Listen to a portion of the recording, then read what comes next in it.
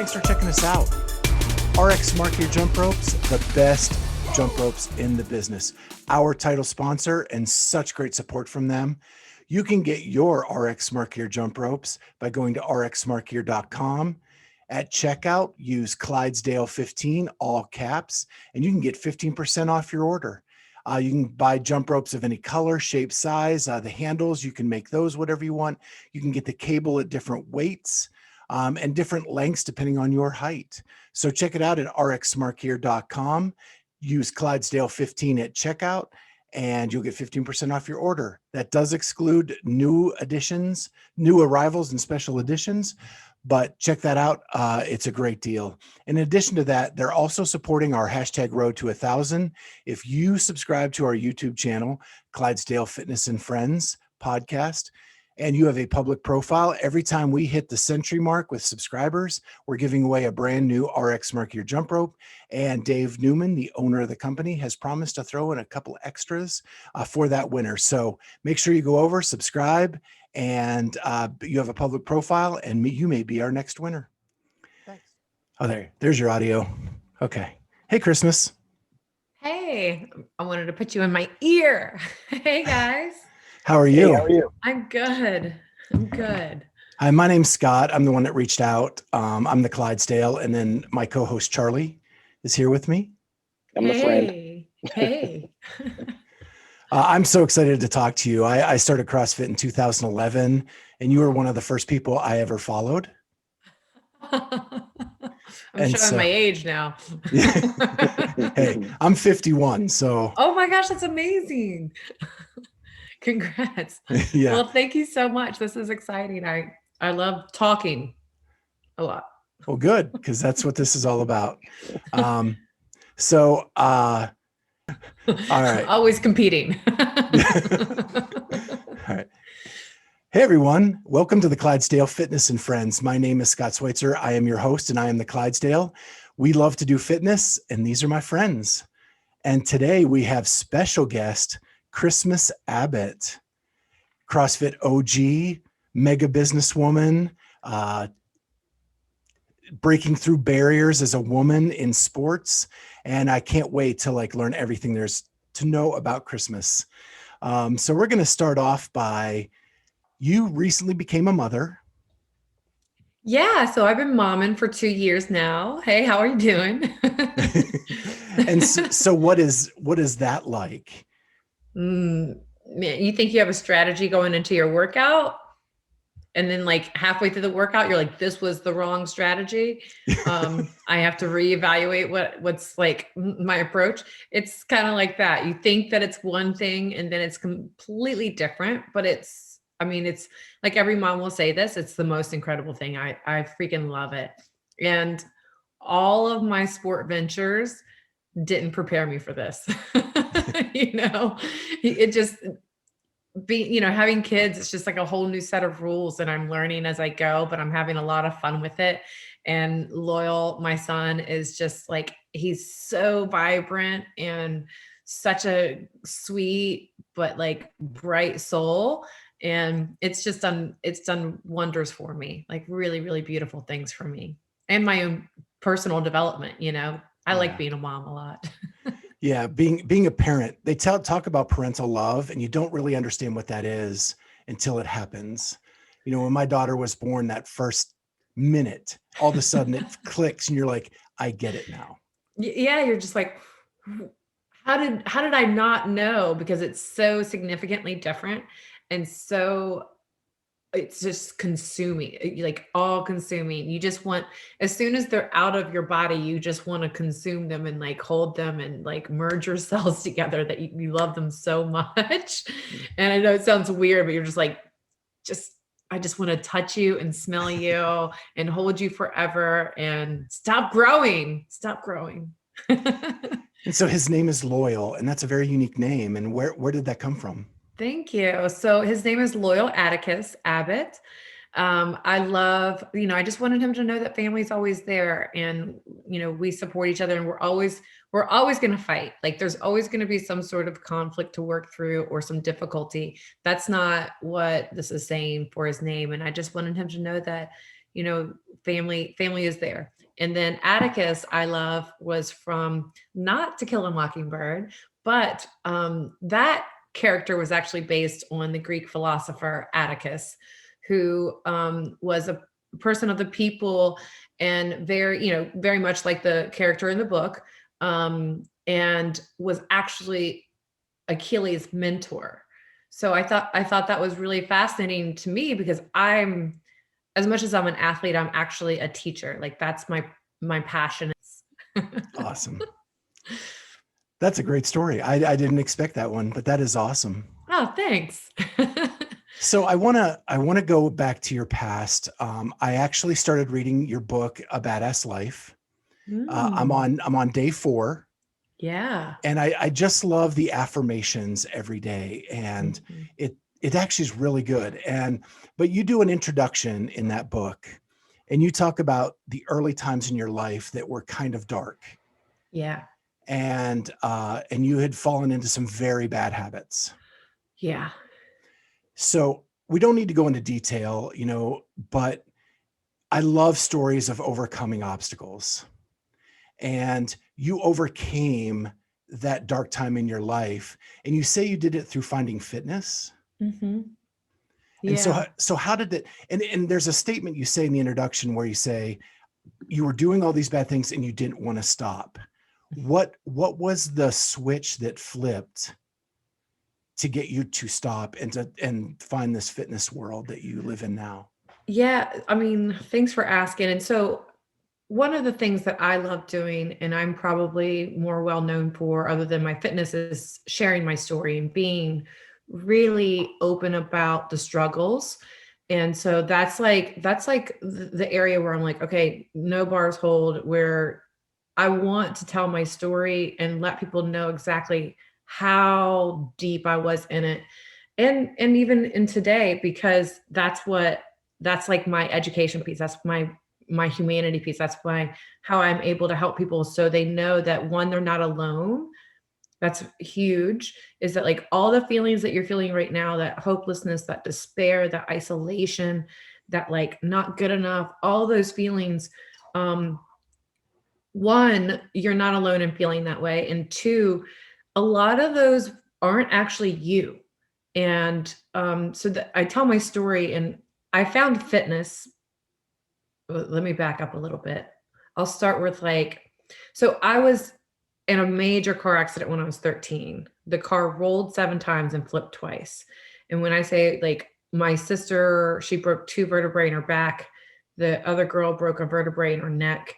And I walked out of the hospital that night. I mean, I had severe whiplash, but I had more emotional trauma than physical trauma. And really none of us should have lived from that incident. I was already kind of struggling beforehand with, pre-adolescent identity. It's a really tough time in anybody's life, male or female. And then on top of that, we just our family was struggling. The structure of our family struggled. And so I'm unpacking a lot of this stuff now, still to today. So I had a routine, and that was completely disrupted, and I didn't go back into it. So I love disruptions and routines, because it gives you an opportunity to change it up completely and really, really dive into some significant changes. But this went the opposite way for me. So it disrupted me, and I didn't get back into my positive routine of going to church and spending time with my sister, because just life didn't allow that. And so I started, really hanging out with the bad kids and doing drugs. And, I was 13 years old, smoking pot, cigarettes, and drinking. That's not like good decisions to put you on your path. Right. Right. And I kept doing this, and I used that as my power. I used being a kid that didn't care and that partied, and you knew that if you Christmas showed up, it was a good well, I went by Joy then. And I owned that, but I also used it as my shield and my weapon, and my where I could hide behind my true authentic self.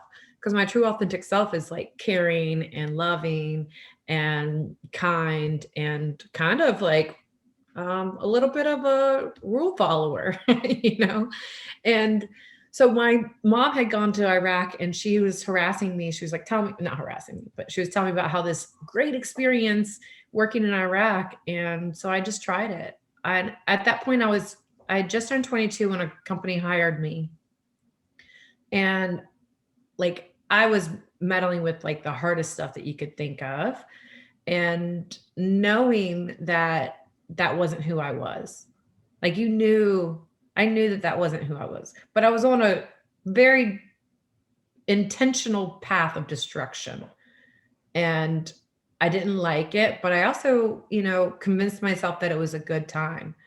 And so when I went to Iraq, I had to quit a lot of it to be able to get hired on, but I was still smoking and still drinking in the middle of an active war zone. So this is in 2004 when we were hot and heavy in Iraq. And I was in the civilian contracting world where we were one of the first group. Well, I was like the third group or so to come in to help support the military. So the military was able to do their job. And so I gave logistics support to the military. That's what my job was. And literally I had like a bomb epiphany. Like, we were like, it just exploded. And you're like, well, I had a mortar round coming to the camp within like the first few weeks of me being in country of Iraq. And that's a sound that you don't forget. And that's an experience that you don't forget. And when I'm telling you 1 second felt like a lifetime, and you figure it fucking out right in that moment, you're just like, that's it. And my moment was, oh shit, I'm going to die. Oh shit. Oh shit, I really don't want to. Oh shit, I keep making decisions that's going to actually kill me. Literally, like I'm asking for it. I'm seeking it out. And then I want something better. This is not okay. And that was like, that went through my head in that moment when we were getting incoming for the first time. And that shift, in a weird way, I was very fortunate to have such a dramatic epiphany. And then that shift just like changed everything. I didn't decide that I wanted to go into health and fitness. I didn't decide that I wanted to do something significant with my life. I didn't do anything. I wasn't like, I know what's happening in my life now. I had no freaking clue, more so than ever. And what I did decide, and what was my North Star for the rest of that time, and still is today, is that I want something better for myself. And that's it. Like, whatever that leads to is what that leads to, but I wanted something better for myself. And I didn't think that I deserved it. I wasn't entitled to it. I didn't know how to freaking do it. I didn't know where to start. I just took action and made a lot of mistakes along the way. But the key there was deciding that I wanted something better for myself and taking action. And in that action, I was willing to fail over and over. So where did you find fitness? Was it CrossFit right away, or was it something while you were in country in Iraq? Yeah. So that decision was what led me to fitness. I mean, let me go ahead and paint this picture. I was 100 pounds, I was like 95 pounds. I was tiny. I was 22. I had been doing drugs for almost 10 years. I never worked out in my life. I literally like skipped school. I'd never run a mile. And my friend was like, I was like, I was thinking, I was like, what can I do for myself? And in Iraq, like in this paramilitary company, you have a very strict lifestyle. So you wake up and you go to work at the same time. You come home at the same time. You eat lunch at the DFAC. Like, it's a very simple life. And there, it's like after work, you work 12-hour days. And then after work, you either go to your hooch and drink and play poker with your buddies, or you go to the gym. Like, it's either or. And it's not like we had all these options. Like, I wasn't at home. So I literally only had those two options. And I was trying to avoid one. So I was like, well, the alternate is I go work out. And I didn't like it. I freaking hated it. I ran my first mile on a treadmill and I thought I was going to die. I couldn't walk for a week. I cussed out my friend. He wouldn't let me quit. I mean, like a mile on a treadmill at 22, I should be smashing. It took me like 15 minutes. I cried. It was not okay. I was not okay. And I was like, fuck fitness. I don't know if you guys need to bleep that out. I'm okay with it. But I was like, this stuff is dumb. I don't know why people are doing this to themselves. This is like some sadistic stuff. And unfortunately, but fortunately for me, it was like, well, I either do this awful thing or I go and participate in my old lifestyle that I want to get away from. So I willingly suffered running. I found the elliptical. Okay. Truth be told, like that was my jam. I was the elliptical queen. I get on there for like 15 or 20 minutes, rock out, toss my hair around when the cute boys walked by. And I like, it was like literally the equivalent of people walking around the block. But for me, it was the biggest workout. Like I was at the CrossFit games on that elliptical, that's how I felt. And for me, so like I tell people all the time, like, it doesn't matter what you do, just do something, get moving, get active, enjoy it. I'd have my headphones in, rocking out. And that was literally my gateway drug to fitness, was an elliptical and this really shitty mile for my first time. So once I got a little confidence after about a month, I noticed things were changing. I literally, in my mind, I felt different. I heard the voice in the back of my head say different things. And so eventually I found CrossFit through the guys that I was training with and continued to put myself through the most tormented suffering of working out ever. Like those guys took zero mercy on me. They were like, oh, you're a sweet little 100-pound girl. Do your reps.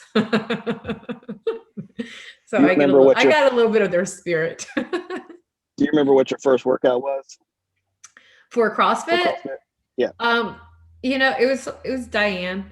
It was like, so this was the stupidest thing. For about 6 months, I had done the elliptical, and then I started doing some weight training, like curls. That was when we did curls, and shrugs. And I hadn't found CrossFit. So this guy showed me this video, and it was Nasty Girls, CrossFit. Nasty Girls. And I was like, this is amazing. That's what I want to do. So I tried to do handstands on the wall and deadlifts, and it was a disaster. But I loved it. And I ended up having to do CrossFit by myself for about a year. And then I found my crew. And I remember doing Chelsea, like I cried, I peed, and I got rhabdo. So yeah. That was before like people started scaling things, I was like, what's this scaling stuff? Yeah. I started CrossFit at 500 pounds, and my first workout was Murph. Very scaled, but hey, that's actually a beautiful workout to start on, for sure. Yeah. I did it 18 months later, fully prescribed, no vest, but fully prescribed, and just sobbed in the parking lot when I finished the last mile. I mean, like it taps, like people are like, why do you cry? I'm like, it's not because it hurts. It's not the physical pain. It taps into it like cracks open your soul, and it heals you. It pushes all that shit out. People are like, I'm like, I will gladly welcome tears in a workout. I won't cry because it hurts physically, but like it releases, it heals you. It does. So when did you come home from Iraq? I spent 4 years in Iraq. So the first year was like, the first few months was like, holy crap, what do I do? And I had to like quit. I quit smoking because I used to smoke regularly. I quit smoking, and the first year was really kind of like finding my feet. And I started fitness, and I think the second year I started CrossFit in 2005. And I came home December 2007. So 4 full years. And 3 of those years I was doing CrossFit. Yeah. And that completely changed you as a person? The mental shift led me to CrossFit, and the dynamic, the beautiful, it's magical, right? I mean, you do something different every day. You cultivate this community of suffering. It's the closest thing to having a military group without being in a military group. And at that point, I kind of had both. I had my CrossFit, and then I had the guys that were all, Rangers, Special Forces, Recon. They took no mercy on me, and they kind of brought me into their group, which was really incredible.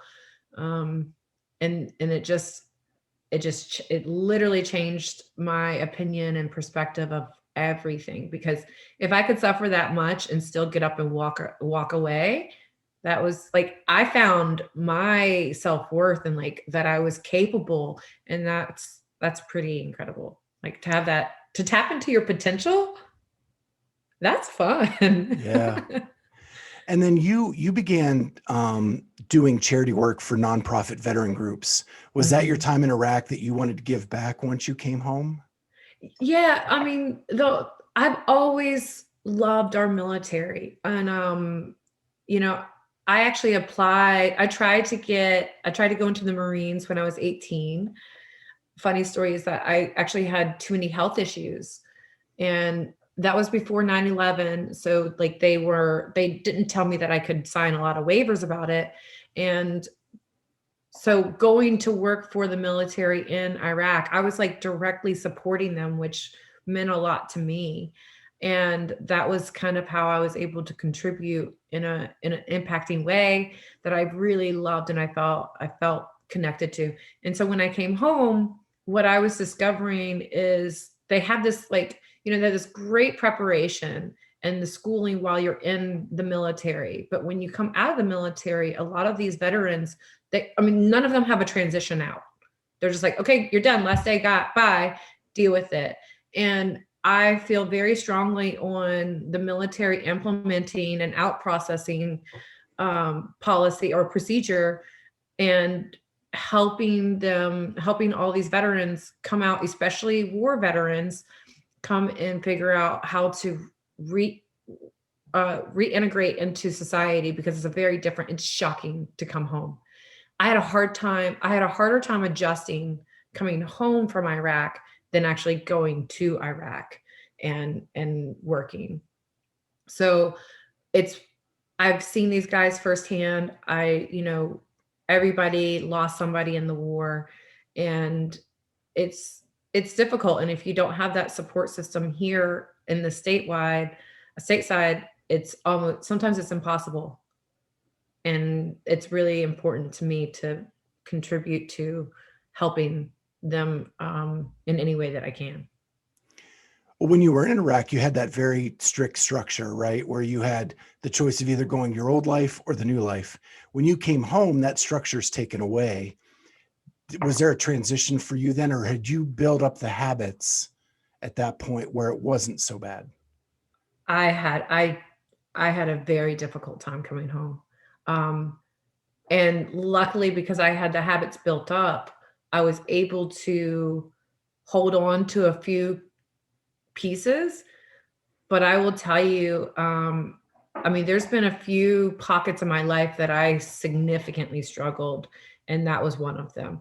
I didn't know it though. I didn't know that I had like a little PTSD. I didn't know that I was battling with depression coming home. I didn't know that I was like really struggling to adjust, because it's like, why would you struggle to adjust being in the US? It's the greatest country in the world. And by the way, like, you're young and you're fit and you're entrepreneur.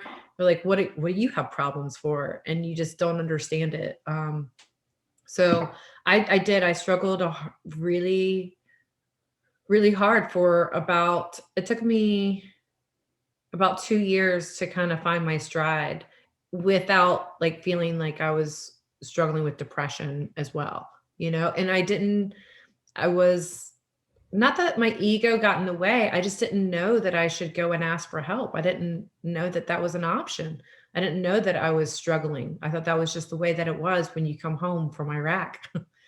And it's not. Yeah. It shouldn't be. Yeah. As someone who has struggled with depression himself, there's such a stigma in this country, and we're afraid to ask for help. And once I got help, it completely changed my life. Yeah. Yeah.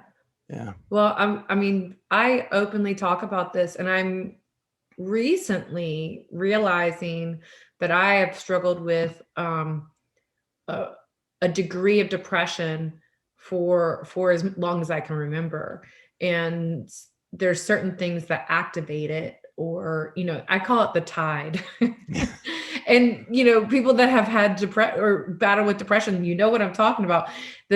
The tide, it just slowly creeps in, and then you're like, why am I drowning in life? And it's so simple and it's so easy. And like, why am I not, like, why do I feel all these things?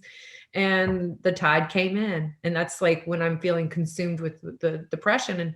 And what I've done recently, like I had postpartum depression too. So and what I've done recently is I've actually gotten help again recently, because I felt the tide coming in, but I can see the signs now. I'm like, I am not feeling, if I'm feeling a little isolated, if I'm feeling a little down, it's like sadness is not depression. I wasn't sad.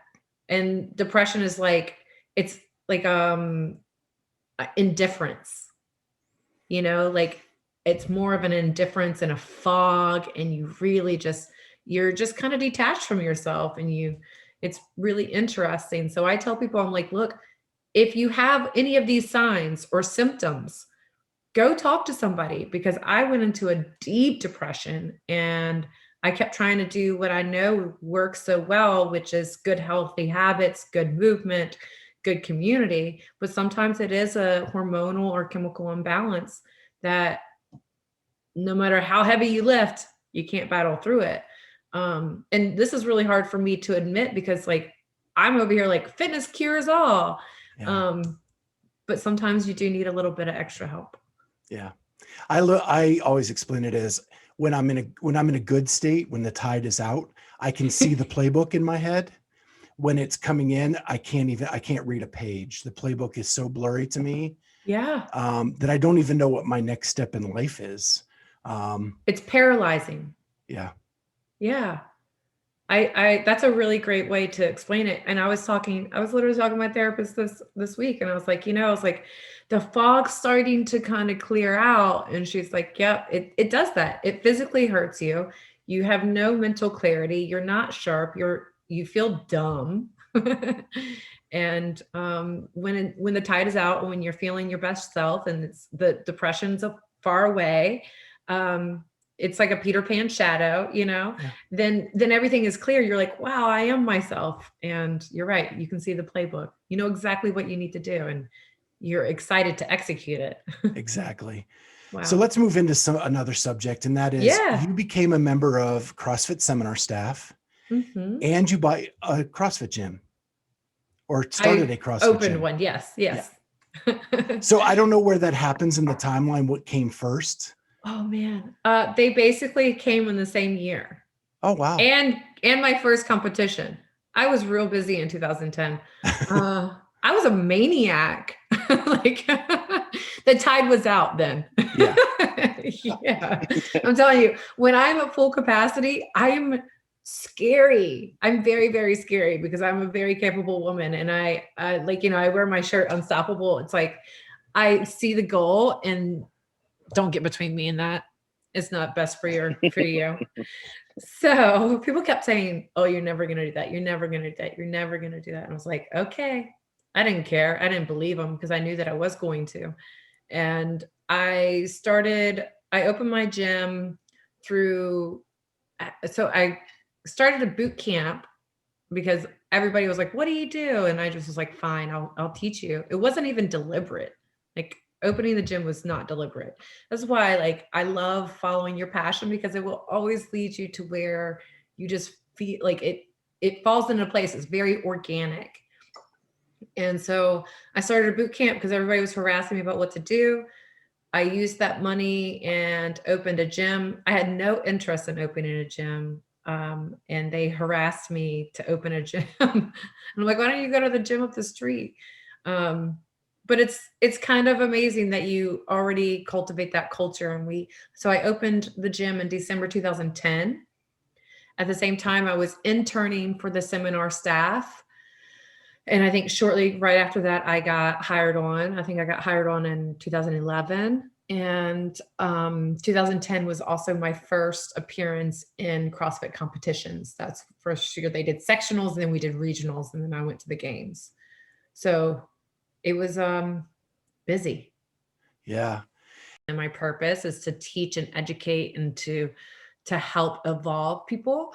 And that I just wanted him to know that he doesn't have to be the Achilles.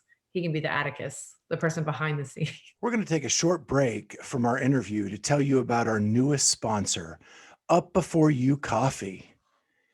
They are an amazing coffee. It is delicious, has different little notes of chocolate and things like that. And it's really clean and crisp when you drink it in the morning. But they have a light roast. They also have a medium roast, as you can see there. We are so excited about this sponsorship.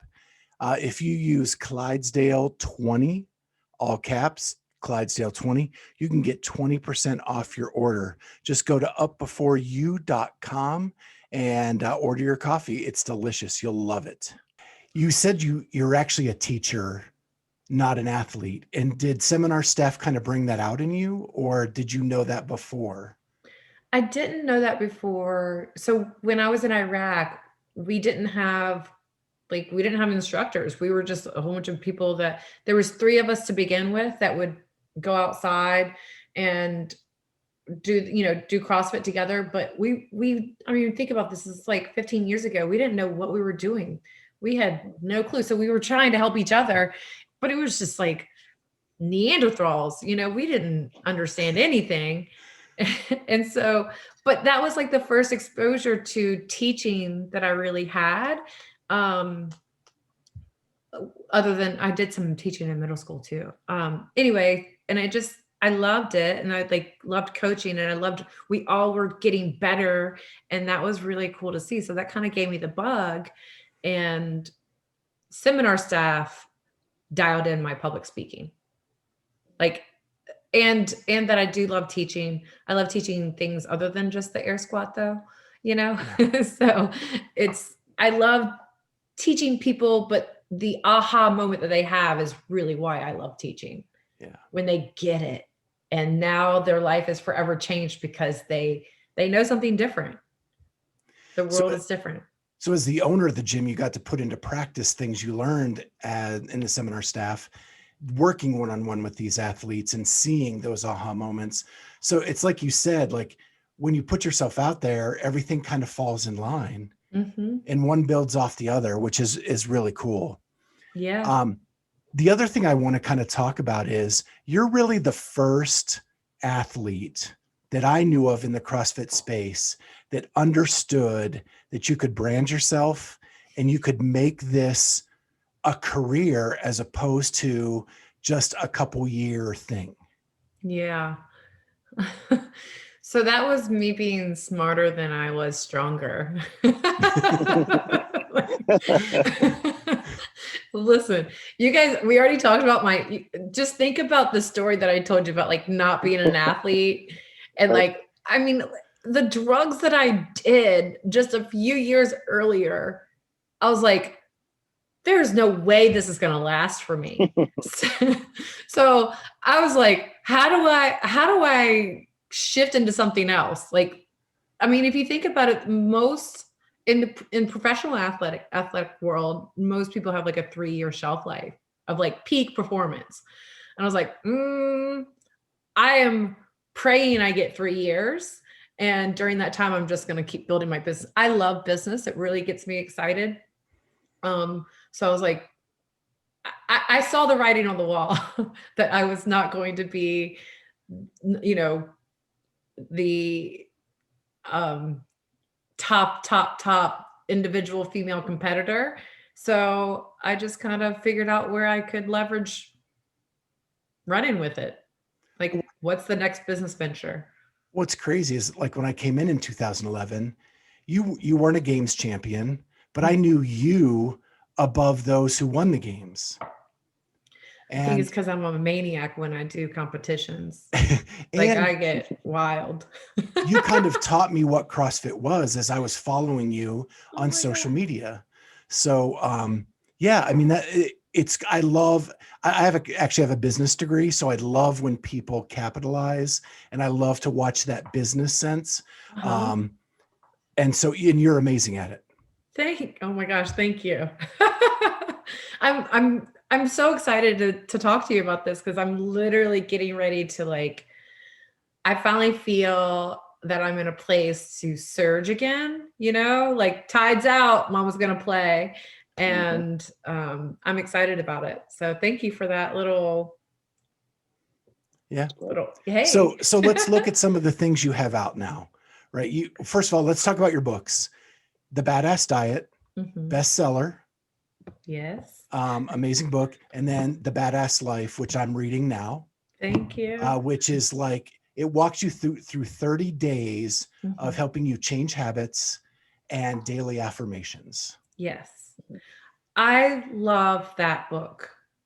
And I have had uh working with veterans is really really important to me, but also helping or working with people that have had substance abuse challenges.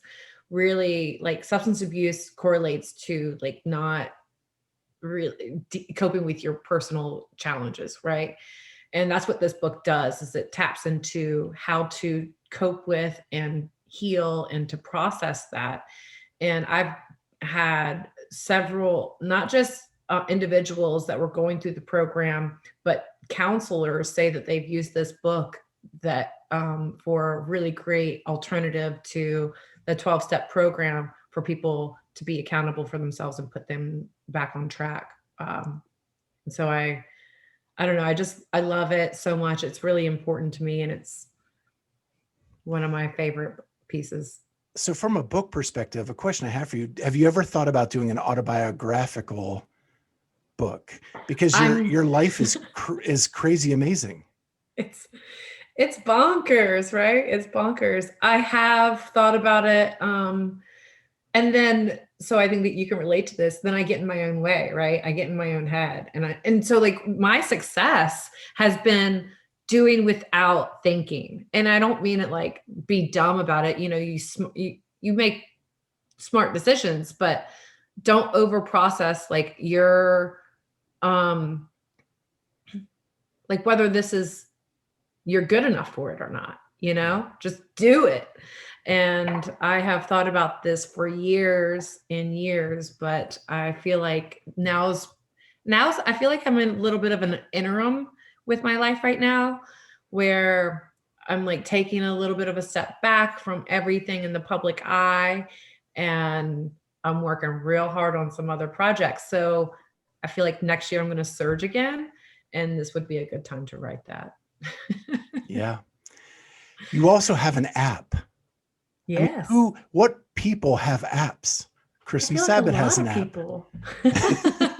Well, and it is full of content, like so many different programs that people can view on any device and do fitness with Christmas, or do cooking with Christmas, That's or right. nutrition with Christmas.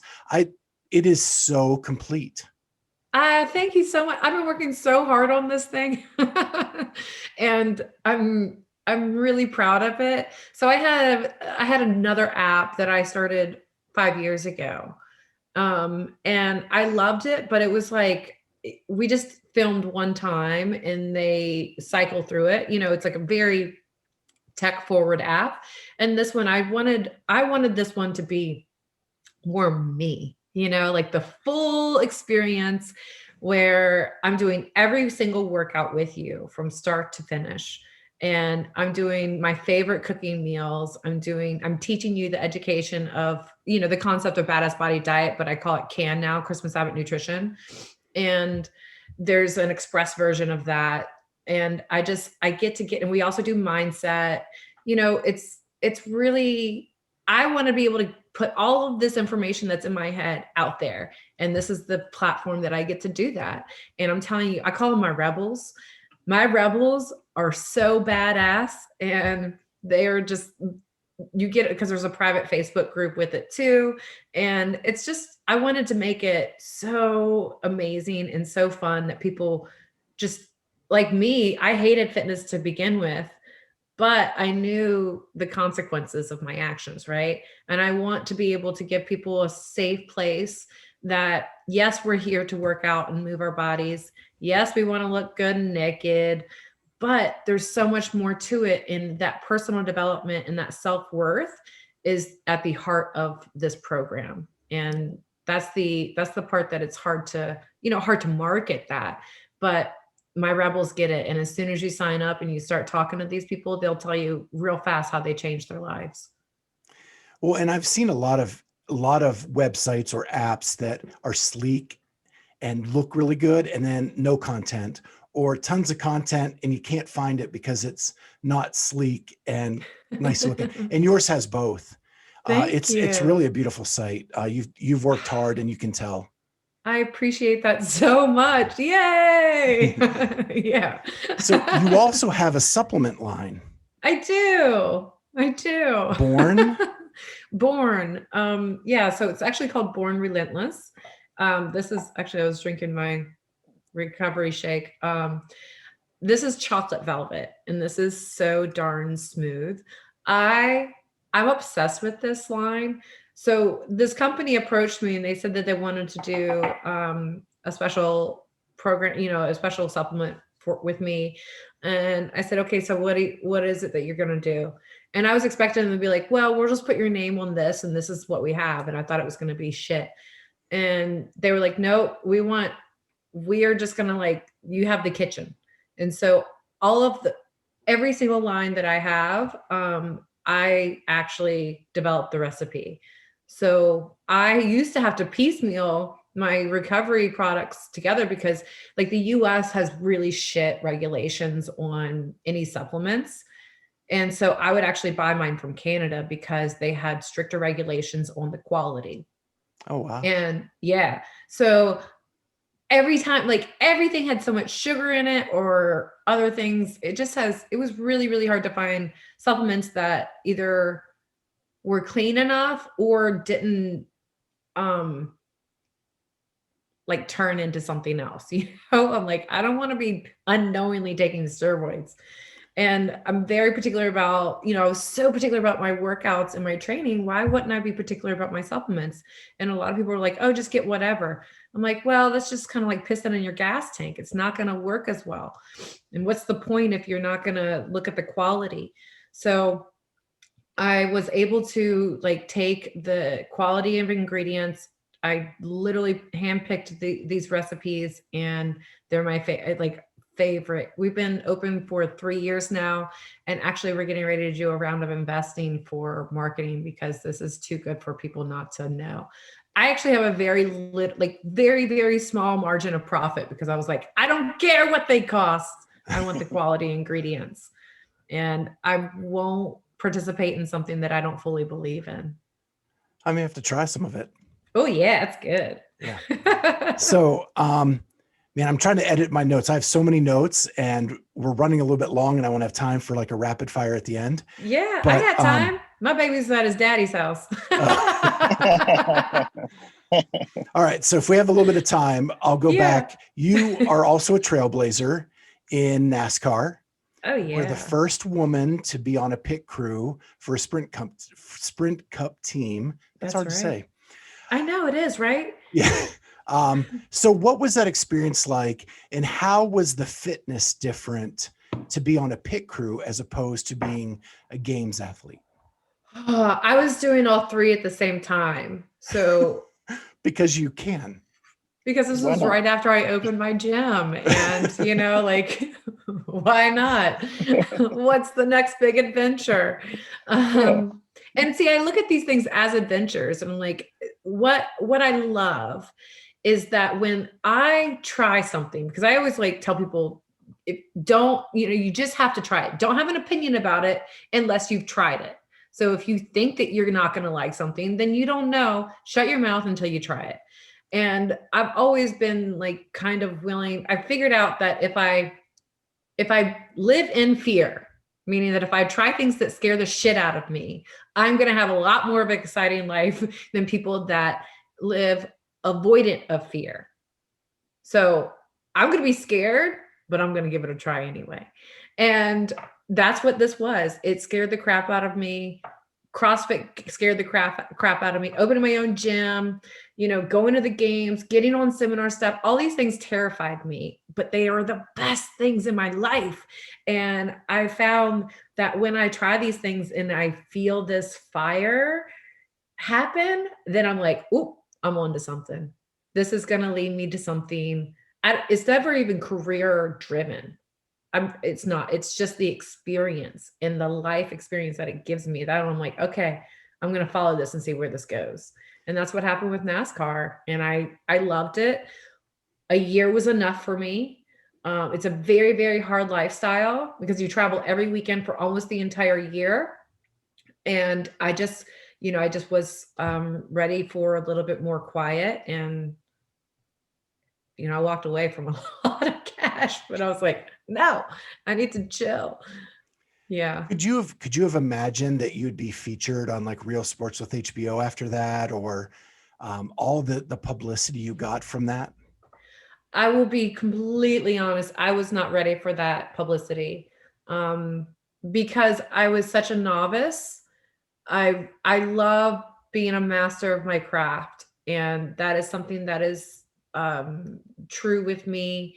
And why I have been able to excel in the areas that I do is because I love just like technique and practice and really honing in that virtuosity. It's my favorite thing. And I was not prepared for the media hype that brought, but because I didn't want it to be about being a woman. I wanted it to be because I was the best tire changer, And that can also, my teammates were fine with it, but it does create like, it creates this idea of like, well, did she deserve this? I'm like, I out hit all those dudes.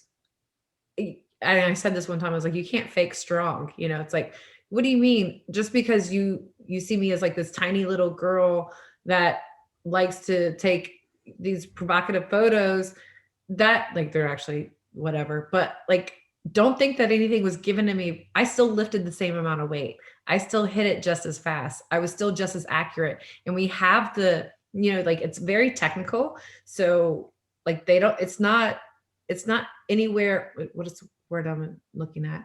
Like they chart your time. So you can't cheat it. Right. So I'm like, come at me. I will show you. Numbers don't lie. Challenging. Yeah, I wasn't ready for the hype because I wanted to be more of a professional with my credit of what I've done versus like the breaking history stuff. And you kind of answered this, but I was wondering what it was like in the garage with the guys. What was it like before the hype? And then did it change after? The hype came pretty early, which is why what frustrated me. And I'll tell you, initially the boys were just like, oh, really? But that's not the first time I got that reaction. I didn't give a fuck. So I was like, whatever, I'm here to work. And I showed up before them. I stayed after them. I hit harder. I hit faster. And then we went into conditioning and we did it in a CrossFit gym locally. And I out-conditioned them. And then that's when they were like, oh, so she does belong here. Yeah, that's so cool. I'm glad you did it for a year because it just showed that women can do things that men can do, and we've had a lot of guests that have kind of talked about that on this podcast. So that's really cool. Thank you. The next thing I want to talk about is I tuned into your IG Live, I think last week, and it was a response to, you posted a picture and you got some backlash, and I loved your defense. You worked hard for your body, and if you can just expand on that. Yeah. So to kind of give everybody, the listeners, what happened is I posted they're called implied photos. Like I just like, we were born naked. So I'm going to be naked as much as I can. And this lady mentioned, she's like, you're a mother, put on your clothes. Nobody wants to see it. And normally, like, I really do ignore, I ban and delete any haters. I choose to because it's my page. And I prefer to focus on the more positive ones that, you know, share their story specifically, not just like flash stuff. And so I did a highlight of my career, and because I'm not just a mom, but two, I explained that my body works for me. And the aesthetics is a byproduct of the demands that I put on my body because I'm asking for it to perform. And that's it. Like, also, I was born naked. I gave birth naked. I'm probably going to die naked. There's nothing wrong. Like, you shouldn't shame somebody because they love their body, whether it's fit or not. Like, that is our right. And second of all, she came to my page. If you don't want to see things like that, and you know that that's what I post, unfollow. And it just like, it got me, I wasn't upset with her, you know, like, I'm like, whatever, that's hers. But it gave me an opportunity to explain that I post these things for my story and not for the attention and likes. And that's a big difference that social media is being presented with right now. You know, the Instagram fit. Well, and So oh, go ahead, Charlie. What are some of the things that you kind of tell yourself? Because, you know, we have people who have doubters about, you know, they want to do certain things and talk to people, and, you know, there are people like, I don't know if you can do that. You know, those type of doubt that creeps into people's head. What are some of the things that you do? Because obviously, I'm sure you get that a lot, whether it's social media. You talked about it a little bit earlier. People saying that you couldn't do things. What do you tell yourself to kind of deflect that and still pursue, you know, all of these things that you've accomplished? So this is kind of a little bit of a two-part answer. One, once I have, like, when I get that feeling, like, I have to follow my intuition. And that is my spirit. That is like my soul speaking to me saying, okay, look, this gets me excited, you know? And when you know you're capable of doing something, the whole world can come at you. And you just, like, I believe that they're liars. I'm like, they're liars because they don't know your capability. They're putting their restrictions on you. And I just have always kind of came with that, where, like, I developed this mindset in Iraq where, like, they're liars. And I put that in my head. I'm like, they don't know what I'm capable of. So I'll let them watch me. The second thing is that in my mind, when I'm actually in my workout, so movement with affirmations actually sets it in. It's so powerful. So the affirmations is really beautiful. Like, you can write on your mirror and you say it out loud. But if you're in movement, and I did this during my workouts from the very beginning, is that I told myself I was the baddest bitch here. And in my head, you know, instead of like, oh, you know, fake an injury, you want to quit, you know, you're not good enough, you don't have to do all of it. All that shit is like the liar in your head. And so I'm like, you're the baddest bitch here. And I say it over and over. And I actually yell. Like, I'm a very vocal trainer, and I'll be like, mine. I yell mine. So if you hear, that's like, because I'm saying this is mine. It's mine. I own it. And that's kind of what I've done to help create that mental strength, specifically in my workout in those tough times, but then know that I only know my truth. So if you have doubts, then they're not my doubts. They're your doubts about me, which is untrue. Right. So we talked about negativity on social media and how you kind of deal with it. Then you ban and delete. Then you go on. Then you go Get on out of here. Yeah. Then you go on a reality show. Oh yeah. Did that go through the roof then, the negativity? Or because of the way it's built, you didn't even see it for the time you were in, right? No. It all like hit you like a waterfall once you got out. That is very accurate. And So- that tide came in. So my family, our guilty pleasure every summer is to watch Big Brother. You know, it is a fun show to watch. I will, and I get opinionated about it too. And I'm like, So your first season was, I think, 19, 19. and then you did it again in Big Brother 22. Yeah. What was that experience like? And was there a difference between the two seasons? Huge difference between the two seasons. So the first season, I broke my foot and I was not able to use my physical ability at all. Plus I was on pain meds the whole summer. So like I was a little confused a lot of the time. And like we were there having a great time. Like everybody except for one person had already been there. I mean, hadn't been there before. So we were all just kind of like figuring it out together. Imagine a whole bunch of newbies trying CrossFit for the first time. We're like, cool, we're having a good time. We're doing it all wrong. And then the second time was with sharks. Like these are the best of the best for over 2 decades. And I walked in with like my serious pants on, ready to compete. And it was so like the playfulness was not there as much. You know, people were much more guarded. People were much more very strategic, and everything, every movement had an impact. And where the first season was just kind of like, we're just hanging out and having a good time. And yeah, we're strategizing and yeah, we're doing this, but like not, you know, like it was not nearly as serious. So I had a great time both times. I prefer the second time because I didn't break my foot. Yeah.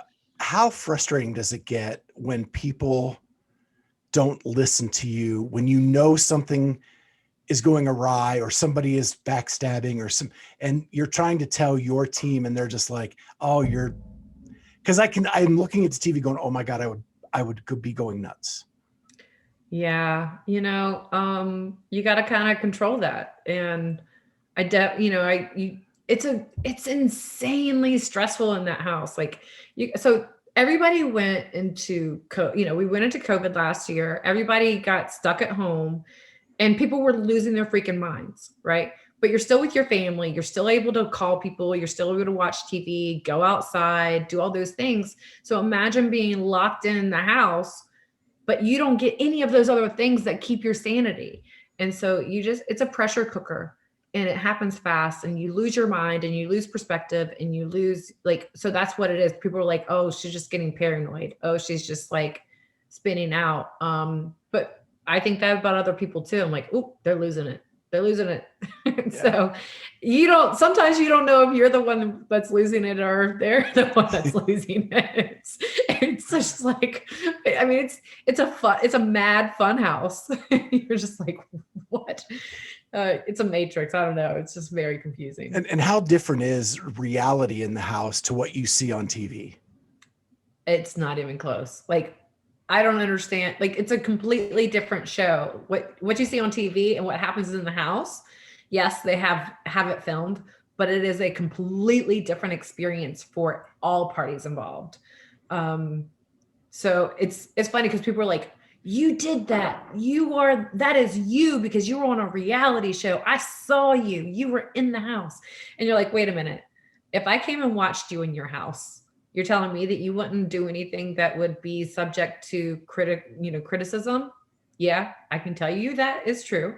Now, if you went and you got isolated with people that are trying to evict you and you're trying to win $500,000, you're going to tell me that you would be completely yourself and normal? Get the fuck out of here. Yeah. It's a crazy show. We get sucked in every year.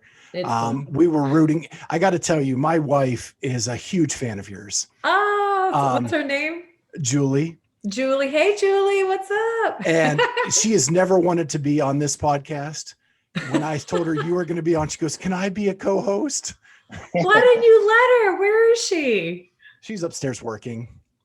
Oh, savage. See how he does her.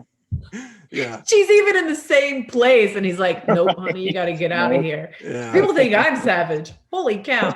Yeah. So she's a huge fan. So I want to finish up with some rapid fire questions and maybe get some discussions out of it. But so the first one is, are you an early riser or a night owl? I'm both.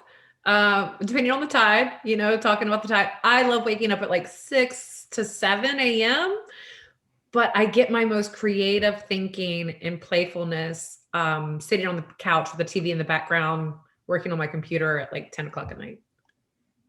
Cool. So I prefer to go to bed early though. I try. What is your favorite thing to cook? Oh man, I don't know. Like I love baking. I'm a baker.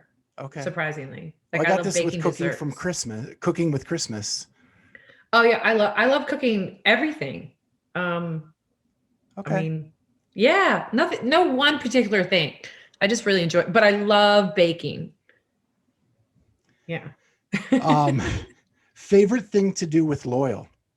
Oh, one, cuddle. Like seriously, I just will octopus him, just hold on to him. But I love taking him to adventures. So we go out to like the splash pad and stuff like that. And just seeing him get so excited. He gets so thrilled when we go on little adventures, as we call them. That's fun. Cat or dog? Dog. Yeah. Hypoallergenic dog because I'm allergic to both. I still have health issues. Did you have a dog named Murph? Fran. English bulldog. She's with my old business partner because she's kind of like the gym dog, and I just couldn't take her from her community, to be honest. And she is almost 14 years old. Oh, wow. She came home. Like I got her right when I came home. She was born in 2009. Wow. That's cool. And so are you still with Invoke, or is that now just your business partner? I sold it almost 2 years ago. So I sold it it was crazy, right before COVID hit. And I really wanted to have more time with Loyal, and doing the gym and my app and being a full-time mommy I was like, nope, I gotta cut one cord. So, but I love it. It's still thriving today. We've been open, this is 21. We've been open 11 years. Yeah, very cool. I checked out the website today just to see if you were still there or not. And yeah, it looks like it's thriving, and tons of coaches. And yeah, I'm really proud of that. I built that, that was the gym that I opened, and I built that from the ground up. And I took what I learned at the seminar staff and trained all my coaches, and we have zero churn.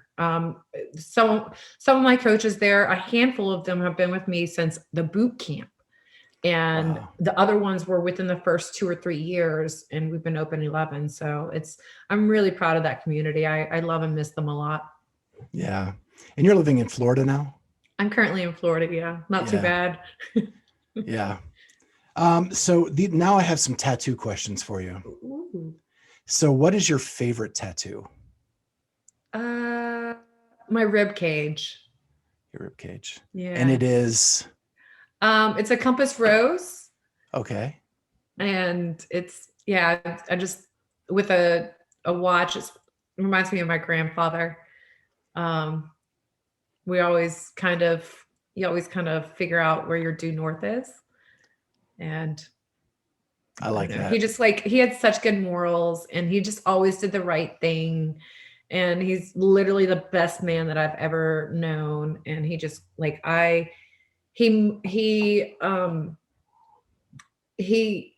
aspire to be a lot like him. So that is awesome. Your first tattoo? One on my hip, not the gun. That's one on my hip. I was 15. And it's old school flower, with like my little A in there hidden, and very thick ink, heavy handed. What was the most painful tattoo? Rib cage, for sure. We did that in 2 sessions. One was a 5-hour session. One was almost a 6-hour session. And it was just, it was dumb. Literally, I've never bitched out on anything before. And as soon as we started, 3 minutes later, I was like, I gotta stop. And then I sat up and I said, do we have to do this today? And he had fast tracked me to get me done. And he was like, Yes. So I went in the bathroom and I looked at myself and I had to get in competition mode. I had to like baby monster this thing, and it was intense. Wow. I'm glad I got it done though. What is the perfect date night? I'm a chill kind of girl. I don't even want to go out to dinner. Like, cook me some dinner, rub my feet. Let's watch a, either, really fun movie, bicycle riding, going on a boat.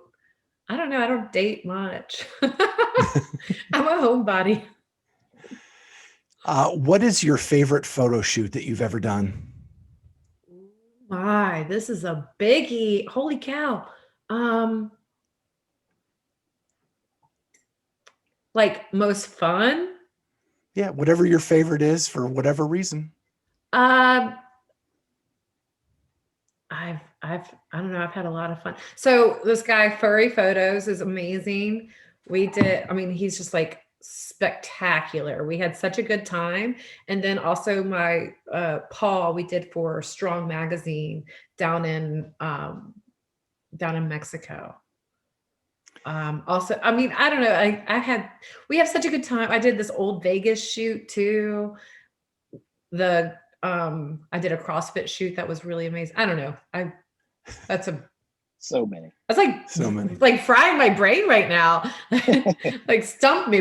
Talk about photo shoots. I've had a lot of fun. Could you ever have dreamed when you were a little kid that you were going to be on the cover of magazines? Heck no. Are you kidding me? Holy cow. I still like look at magazine. I'm like, oh my God, that's me.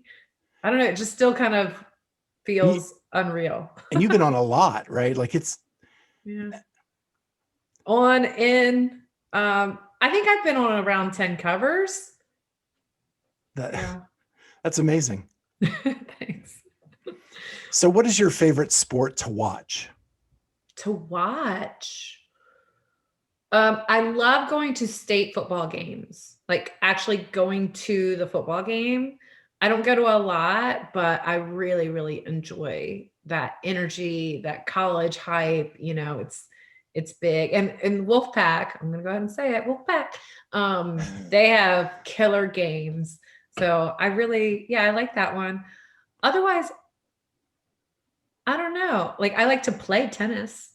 It's my other sport. Are you good? Oh yeah. Yeah. Once I figure out the technique, I'm like, watch out now. I'm a technique and you junkie. Are so competitive that you will figure out the technique. Well, I really appreciate like things that are like whimsical. I don't get. I'm like, nope. I need to know perfectly technique, and then I can practice it and hone in my skill. And then like, that's when you got to watch out. Yeah. And I don't mean to be like, I'm not competitive with you. I'm competitive to see like how good I can get. Yeah. Which is a very different mindset than some competitors. Totally get it. Well, Christmas, man, this has been one of my most favorite hours I've ever done. Oh man. It's so cool. You've been on my wish list for a long time, and so glad we got to talk. And well, thank you for being patient with me. I know like, I came out of the show and struggled to find my footing, and now I'm finding my stride. So I appreciate your patience with that. Oh, not a problem. And when you have these other big creative business ventures come out, we'd love to have you back on and talk about it. Absolutely. Yeah. I got to put in the work first. No problem. Thank you so much. All right, Thank guys. you. Charlie, nice to meet you. Scott, thank you so much. Bye. Bye.